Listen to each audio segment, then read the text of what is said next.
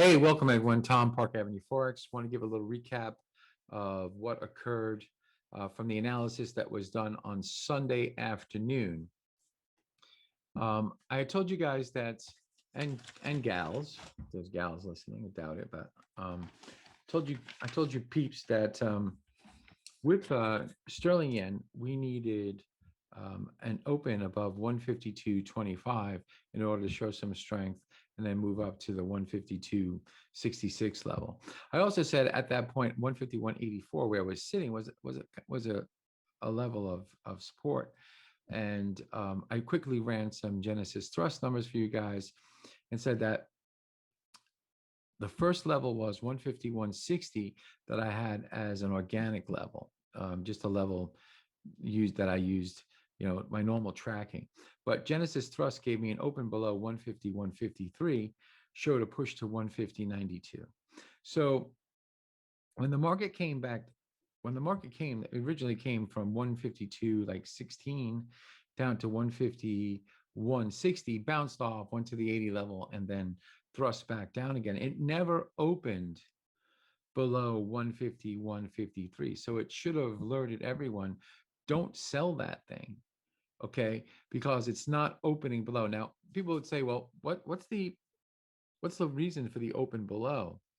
Or I always heard that you needed a close, below or a close above. Well, that used to be like the close was always thought of as king, but the open's queen. So wherever the queen's going to go, the king's going to go.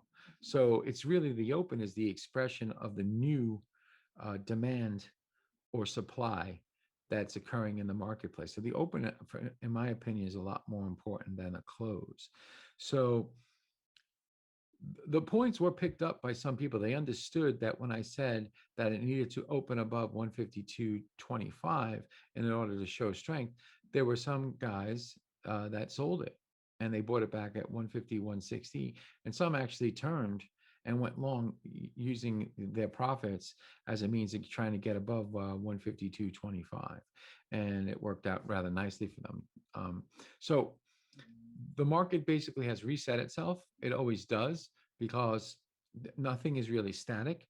It's always like, if you look at the marketplace, you should be looking at it like it's a bell curve. It's standard deviations, and standard deviations always kind of from the mean. They always kind of slightly move. Points of data always move.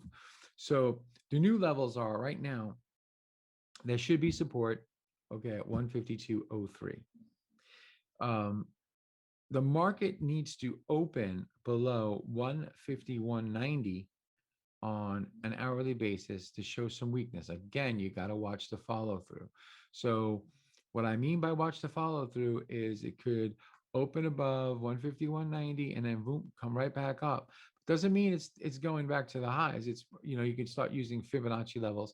Really what you have to do is trade against whatever the new high was of the day, which is 152.56, and take your shot to see if it's going to break down again. It should basically go back down below 150.190, and the target would be 151.33. Now an open below that really opens up the floodgates to 150.10, and I'm not saying this is going to happen. I'm giving the levels of interest that you should have to be looking at the market. What I'm trying to do for you is free up your time. I'm trying to give you, instead of like watching a screen, watching ticks, going back and forth, trying to figure out what you want to do. And then every tick becomes so important that, you psychologically psych yourself out and you do stupid things. I used to tell that to my traders on a desk all the time. Look, some of these moves are meaningless. And, you just got to take the moves for that, what they are. The market ultimately is going to go in the direction of least resistance. It will have counter resistance and push it different ways. But ultimately, if it's in an upward trend movement, it's going to retrace. It's not going to go past the previous low, and then it's going to break and make a new high, come back, retrace, make a higher low, break that high, keep going. That's the way it works. Okay, everybody wants to buy, like I said in a video a couple of days ago. Everybody wants to buy and have it go up forever until they die.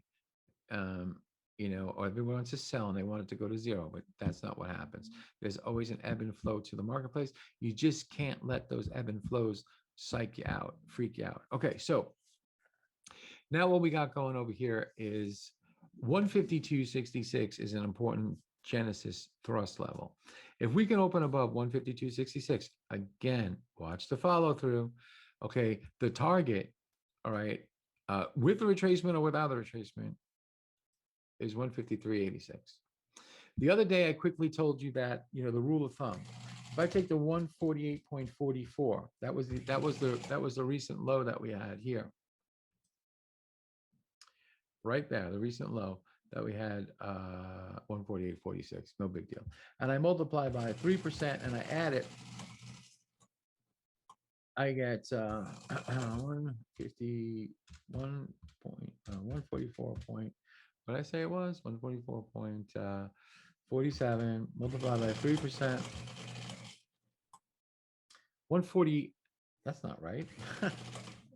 148. I put 144, 148.47 multiplied by 3% gives me 152.92. So there's going to be a natural resistance at 152.92. If it blows through that, well, then the target of the 153.80 area is definitely in play. So that would be a nice move. So this is what you need to be, in my opinion, what I'm looking at. You don't need to look at it, but this is what I'm looking at. A trader last night gave me a really cool name for this. He said, man, this thing is an annihilation method. He's like, it's unbelievable. Like the level of 152.25 held all night. And when I sold it at 12 and bought it back at 63. Then supposedly, I can't say, he said that he saw it move back down to the 40 level. And then once it went back up to that 150, 153, he bought it and he's supposedly still long. So now it broke above 152.25. If he did that, that is fantastic. That's the way to look at these levels. When I say an open below something, well, that means it's kind of support there. And I say an open above something, that means that there's resistance there. So I thought, that would be clear enough. But I like these open statements because they keep traders open. They don't, that you don't lock yourself into, oh, it has to do this because of this. It does not have to do anything. It's just going to do what it's going to do. And, you just got to follow what it's doing. And, your job as a trader is to look for low risk trades. That's all your job is. Low risk trades. It's not gambling. It's not, oh, let me just roll the dice here because it, if I feel like it's going to do this right now, oh my God, it's going to do it. Well, anyway, remember one thing, peeps, enjoy the party, but dance near the door. Cheers.